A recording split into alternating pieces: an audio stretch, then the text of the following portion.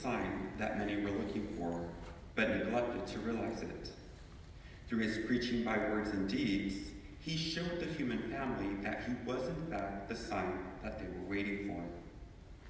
In the first reading, we heard about Jonah. Jonah was a prophet who did God's bidding, which brought the Ninevites to conversion.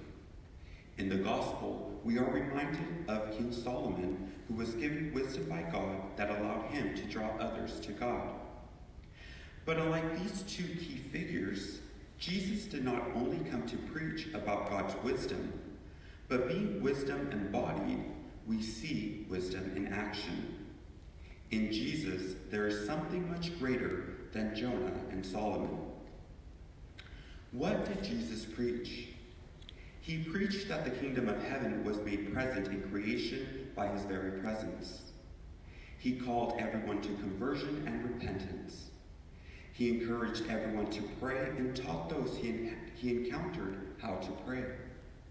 He preached about God's love and mercy. He preached about what is necessary to be a true disciple and taught what is meant to be a human being. He also preached about the world to come and what we have to look forward to in the future.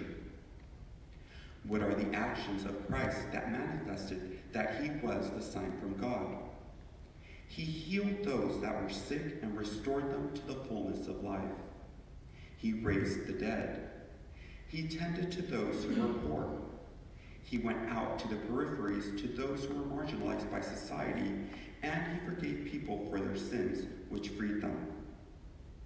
Now, what is he asking of each one of us during this time of Lent? Or what does he want to reveal as we continue on our faith journey, especially today? Do some of us need to pray more? Is he inviting us to encounter him more through the scriptures? Is there someone that we need to forgive, including ourselves? He might also be calling us to give more of ourselves and of our possessions. Perhaps he wants us to spread the joy we possess with those closest to us or with those who are in need of a little joy in their lives. There is always something he would like to reveal to us. We just need to be a little bit more attentive. Are we still like the crowds in today's gospel, waiting or looking for a sign elsewhere? In the gospel, Jesus tells us, just as Jonah became a sign to the Ninevites, so will the Son of Man be to this generation. Jesus tells us explicitly that he is the sign everyone is looking for. In reality, we still see him very much alive and active through his church today.